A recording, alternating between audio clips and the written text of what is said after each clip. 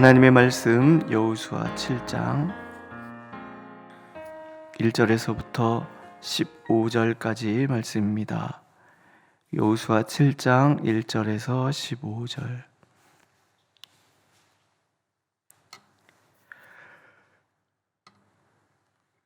함께 읽겠습니다. 1절. 이스라엘 자손들이 온전히 바친 물건으로 말미암아 범죄하였으니 이는 유다 지파 세라의 증손 삽디의 손자 갈미의 아들 아간이 온전히 바친 물건을 가졌음이라. 여호와께서 이스라엘 자손들에게 진노하시니라. 여호수아가 여리고에서 사람을 베델 동쪽 베다웬 곁에 있는 아이로 보내며 그들에게 말하여 이르되 올라가서 그 땅을 정탐하라 하매 그 사람들이 올라가서 아이를 정탐하고 여호수아에게로 돌아와 그에게 이르되 백성을 다 올라가게 하지 말고 2-3천 명만 올라가서 아이를 치게 하소서.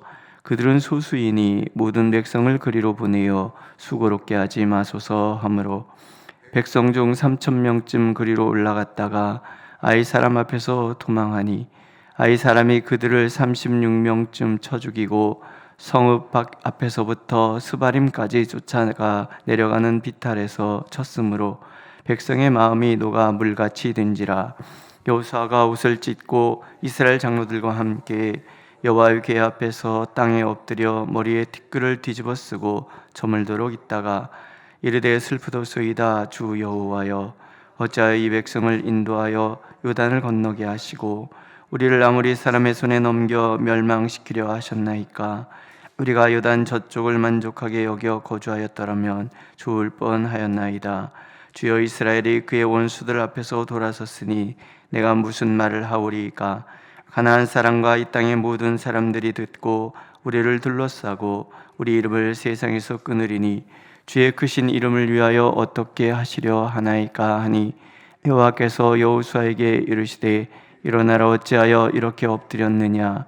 이스라엘이 범죄하여 내가 그들에게 명령한 나의 언약을 어겼으며 또한 그들이 온전히 바친 물건을 가져가고 도둑질하며 속이고 그것을 그들의 물건들 가운데에 두었느니라. 그러므로 이스라엘 자손들이 그들의 원수 앞에 능히 맞서지 못하고 그 앞에서 돌아섰으니 이는 그들도 온전히 바친 것이 됨이라. 그 온전히 바친 물건을 너희 중에서 멸하지 아니하면 내가 다시는 너희와 함께 있지 아니하리라. 너는 일어나서 백성을 거룩하게 하여 이르기를 너희는 내 일을 위하여 스스로 거룩하게 하라. 이스라엘의 하나님 여호와의 말씀이 이스라엘아, 너희 가운데 온전히 바친 물건이 있나니 너희가 그 온전히 바친 물건을 너희 가운데에서 제하기까지는 네 원수들 앞에 능히 맞서지 못하리라. 너희는 아침에 너희의 지파대로 가까이 나오라. 여호와께 뽑히는 그 지파는 그 종속대로 가까이 나올 것이요 여호와께 뽑히는 족속은 그 가족대로 가까이 나올 것이요 여호와께 뽑히는 그 가족은 그 남자들이 가까이 나올 것이며 온전히 바친 물건을 가진 자로 뽑힌 자를 불사르되 그와 그의 모든 소유를 그리하라. 이는 여호와의 언약을 어기고 이스라엘 가운데에서 망령된 일을 행하였음이라 하셨다 하라. 아멘. 요단강 건너서 여리고성 첫 전투에서 대승을 거두잖아요. 성벽을 완전히 회파하였고 그 모든 성의 사람들을 다 진멸을 합니다. 엄청난 승리를 거두었죠. 이 엄청난 승리, 커다란 성공 뒤에 실패는요, 사람을 더 크게 낙담하게 만드는 것 같아요. 하나님의 그 성취가 약속되었다 하더라도, 또 그것이 이미 시작되었다 하더라도 죄악은 모든 성취를 가로막고 우리로 하여금 낙담하게 만드는 힘이 있습니다. 오늘 보면 백성의 마음이 녹아 물같이 되었다. 큰 승리 뒤에 아주 얕잡아봤던 작은 성의 전투에서 패하는 것이 이스라엘 백성들로 하여금 두려움에 확 사로잡히게 만들었다라는 거예요. 이 성 전투에서의 실패의 원인이 뭘까 하는 게 이제 중요하죠. 첫 번째는 교만입니다. 어떤 일을 해나갈 때 효율성은 굉장히 중요하죠. 또 하나님께서도 효율성을 무시하는 분이 결코 아니십니다. 이 성을 정탐하고 돌아온 사람들이 보니까 작은 성이에요. 아주 작은 성. 그러니까 이런 제안을 해요. 백성을 다 올라가게 하지 말고 2, 3천 명만 올라가서 아이를 치게 하소서. 모든 백성을 수고롭게 하지 마소서. 이런 얘기를 해요. 근데 잘 들여다보면 작은 성이라 그러죠. 소수라 그러죠. 수고롭게 마소서. 근데 효율성을 얘기하는 것 같아 보이지만 사실은 자만해요. 이 큰 성 여리고도 얘기하는데 이까지 작은 성 2, 3천 명이면 되지 않나? 뭐 다 동원돼서 할 필요가 있나? 그런 얘기. 하나님께서 8장에서 이 아이성 전투를 지시하시면서 군사를 다 거느리고 가라 이렇게 말씀하시는 거 보면 이 성 전투에서 사람들이 얼마나 교만했는가 하는 것을 우리가 알 수가 있는 거죠. 근데요, 영적 싸움에서 작은 것은 절대로 없습니다. 호랑이는 한 마리 토끼를 잡으려고 해도 호랑이로서의 최선을 다한다고 그래요. 모든 일에 최선을 다하는 거 굉장히 중요해요. 특히 영적 싸움에 있어서는 작은 것은 없는 거예요. 모든 일에 최선을 다하는 거죠. 그게 겸손이라는 거예요. 나의 힘으로 되는 것이 없다는 고백. 달란트 비유에서나 문화 비유에서 예수님께서 칭찬한 사람들의 말이 뭐예요? 칭찬한 말은 맡은 것에 작은 일에 충성하였다. 충성하였다는 것은 대충 하는 것을 충성이라고 말하지 않아요. 전심을 다했다라는 거죠.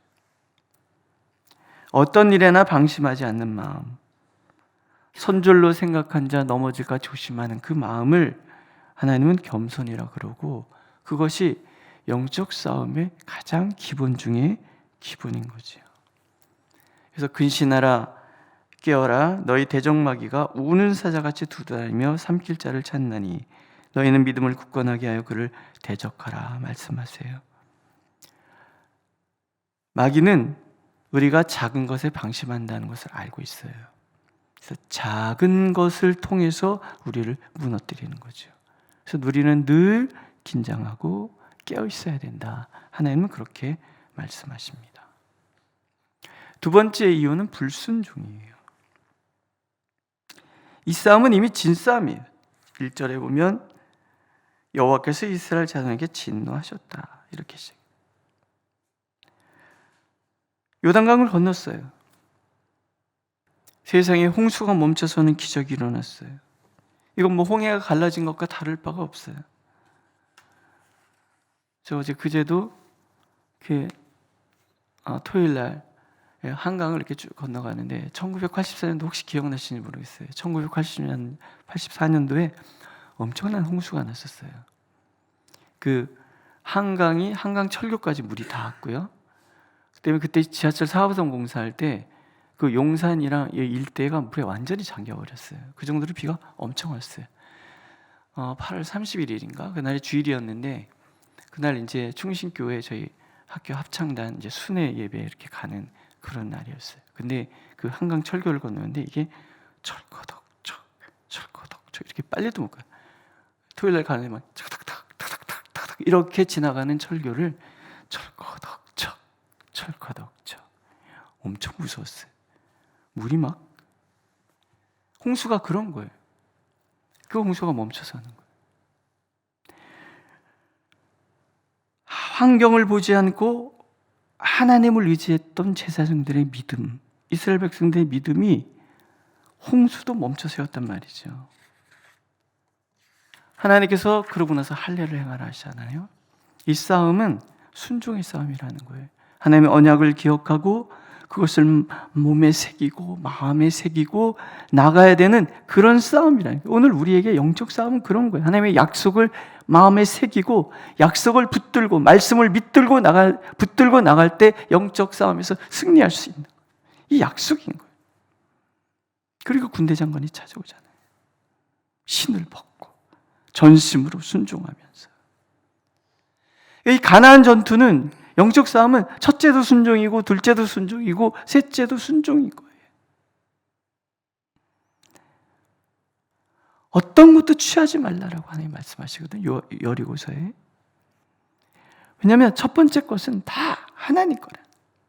그러면 그렇게 했어야 되는 거예요. 근데 이스라엘 자손들이 바친 물건에 인하여 범죄하였다. 많은 사람도 아니에요. 아간이라는 한 사람이 바친 물건을 슬쩍 한 거예요. 그럴 수밖에 없지 않겠습니까? 광야 40년 단벌 신사로 지나왔어요. 옷이 헤어지도 않고 뭐 색이 바래지도 안 했다 그러는데 이 멋쟁이들은 다 똑같은 옷, 저같이 뭐 이렇게 사람들이 시선도 관심도 없고 뭐 입는 거에서 별로 관심 없는 사람은요 아무거나 하나 입고 다녀야 돼. 여러분들이 존경하시는 박창하 목사님이 잠바 하나 갖고 몇십 년을 입으셨다며요. 별로 사람들의 시선에 관계없는 사람은 그리 살아요. 그런데 멋쟁이들에게 그게 가능해요? 불가능한 거예요. 근데 신할 산표 가죽 코트가 눈에 딱 보이는 거예요. 이거 갖고 싶은 마음이 있을까요? 없을까요? 생기는 거예요. 거기다가 앞으로 내 인생을 누가 보정해줘요? 불신이잖아요. 하나님보다 눈앞에 그 음이 더 크게 보이거든요. 갖는 거예요. 갖는 거예요. 저는 이해가 돼요. 이해가 돼요. 근데 문제는 뭐예요? 하나님이 보고 계시다는 거예요. 아간이 최대의 실수가 뭐냐면 살아계신 하나님께서 지금 보고 계시다는 그 믿음을 잃어버렸다. 그 믿음이 없었던 거예요. 하나님이 살아계시다는 것을 믿었다 그러면 내 인생을 누가 책임져 주시는 거예요? 하나님이 책임지시는 거예요. 근데 아간은 자기 인생을 책임질 것은 금과 은이라고 생각을 했어요. 요즘 우리는 안 그런가요? 통장의 잔고가 0이어도 하나님이 나를 지켜주신다고 믿으면 자유로울 수 있잖아요. 그러나 저도 가만히 보면 통장의 그 잔고 숫자가 8자리 이상 넘어가면 마음이 안심이 되고요. 8자리 이하로 내려가면 마음이 쫄깃쫄깃해요. 쫄깃쫄깃해요. 이게 넘어갈 때는요, 애들 앞에서 큰 소리 막 쳐요. 그래, 뭐 여행 가고 싶다고? 갔다 와! 뭐 그러는데, 이게 죽을 때는, 생각해보자, 이런다고요. 우리는 다 물질에 약한 사람들이에요. 근데 그게 불신이라는 거예요. 하나님이 나를 보고 계신다는 것 믿지 못할 때는 우리의 행동이 아무도 안 보니까 세상에 아무도 안 보는 게 어디 있어요? 내가 알고 하나님이 알고 있는데 하는 거예요. 세 번째는 참지 못한 마음. 여리고만 지나면 다 내 거거든요. 내가 다 얻을 수 있거든요. 그걸 못 참는 거예요. 못 참는 거예요. 너는 여리고와 그 왕에게 행한 것 같이 아예와 그 왕에게 행하되 오직 거기서 탈취한 물건과 가축은 스스로 가질 것이라. 이게 8장 2절의 말씀이에요. 하나님도 알고 계세요. 이 사람들이 못 참는다는 거. 다 주실 건데 그 조금만 참으면 되는 것을 불신 때문에, 의심 때문에. 마지막은 이기심이에요. 나 하나쯤이야. 이런 마음이 나 하나쯤이야. 나 하나쯤이야. 근데 하나님께서 심하게 다루시죠. 한 사람 아간의 범죄를 민족 전체의 죄로 다스려. 왜? 한 사람의 죄를 다스리지 않으면 그것은 독버섯처럼 번져서 전체가 무너질 것을 아시기 때문에 그래요. 처음이 그래서 굉장히 시범 케이스. 사도행전에서 그런 장면 나오죠. 아나니아와 삽비라가 막 사람들이 막 자기 시선 다 바치니까 멋있어 보였겠죠. 그래서 자기도 다 팔아서 바치려고 했는데 그날 밤에 아내가 얘기하는 거야. 여보, 다 바치면 우리 앞으로 뭐 먹고 살아? 그런가? 냉겨 누가 알아? 그리고 사실 뭐 가서 제가 반만 바쳤습니다. 그럼 누가 뭐라 그래요? 베드로가 다 갖고 와야지. 베드로가 그럴 사람이에요? 아니잖아요. 근데 다 갖고 왔다고 얘기를 해요. 왜? 나도 보여주고 싶거든. 나도 다 바친 사람이에요. 듣고 싶거든요. 근데 성령께서 보고 계시는 거예요. 역사하시는 거예요. 베드로에게 말씀해 주시는 거죠. 저 반만 바치고 거짓말한다. 그러니까 베드로가 대놓고 얘기하잖아요. 왜? 팔기 전에도 네 것이고 바칠 때도 네 것인데 네 것 가지고 네 거 하면 되지 왜 거짓말하느냐. 교회에 작은 거짓말이 침투해 들어오면 그것이 온 전체를 무너뜨린다는 것을 하나님 알고 계시네. 왜? 그게 불신이니까. 불신은 믿음보다 불신이 파급력이 큰 거예요. 불평 한마디가 온 세상을 파괴. 그렇잖아요. 파리 한마디가 기름병을 다 썩게 만든다는 거. 똑같은 거죠. 나 하나쯤이야? 아니에요. 공동체는 같이 가는. 그래서 교회 공동체는 같이 가는 거예요. 우는 자와 함께 우는 거고요. 웃는 자와 함께 웃는 거예요. 그게 되나요? 그래서 우리는 하나님 앞에 끊임없이 회개해야 되는 거예요. 우리 자신의 깨지지 않는 이 교만과 불신과 나 하나쯤이 하는 이기심을 보면서 우리는 늘 가슴을 치면서 하나님 앞에 기도해야 되는 거예요. 나는 더 이상 회개할 게 없어? 그 순간이 나는 사실은 회개할 게 가장 많은 사람인 거죠. 믿으십니까? 나나의 헌신이 온 공동체를 살리기도 해요. 하지만 동시에 나 하나의 이기심이 온 공동체를 무너지게 만들 수도 있다는 늘 그런 깨어있음, 긴장감. 그게 신앙생활에 우리에게 중요한 요소라는 거죠. 오늘도 하나님 우리가 함께 하기를 원하세요. 우리 연약한 자들을 위하여 함께 기도하기를 원하시고, 그러면 그 아픈 이들이 회복될 때 그 기쁨은 나의 기쁨이 되는 거죠. 누군가의 웃음에 함께 동참하기를 원하세요. 세상 사람들 사촌이 땅을 사면 배가 아프다 그러잖아요. 근데 우리는 사촌이 땅을 살 때는 내가 오히려 한턱 쏘는 거죠. 그렇게 될 때 하나님 우리를 통해서 하나님의 놀라신 일들을 일으켜 주리라 약속하고 계십니다. 영적 싸움에는 작은 것이 없습니다. 늘 하나님 앞에 깨어 있어야 되고 최선을 다하는 거죠.